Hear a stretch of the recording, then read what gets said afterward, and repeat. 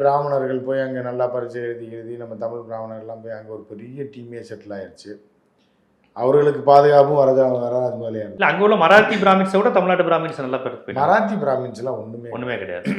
Tamil Brahmins மாதிரி தமிழ்நாட்டில் பிறந்ததுனால அதனால் அவர்களுக்கு பாதுகாப்பும் தமிழர்கள் தான்.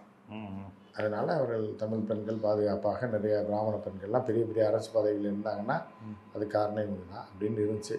இப்போ தாராவி என்ன ஆயிடுச்சுன்னா எல்லாம் உத்தரப்பிரதேஷ்காரனும் அசாம்காரனும் குடும்பத்தோடு வந்து தங்கியிருக்கான். அவன்கிட்ட ஒரு ரேட்டை போட்டு விற்றுட்டு வெளில போயிட்டாங்க. 5 லட்சம் 10 லட்சத்துக்கு வச்சுக்கடா, அந்த 10 கேட்ட இடத்த வச்சு வாழ்ந்துக்கடான்னு. இப்போ தமிழர்கள் 40 வருஷத்துக்கு முன்னாடி இருந்த நிலையில் இப்போ தான் வடக்கன்ஸ் இப்போ தமிழர்கள் ஓரளவு முன்னேறிட்டாங்களாங்க? தமிழர்கள் பெரிய அளவில் முன்னேறிட்டாங்க. இப்போ தாராவியில் பார்த்தீங்கன்னா 100 தமிழாக இருந்ததுக்கு இப்போ 30 தமிழும் கூட கிடையாது.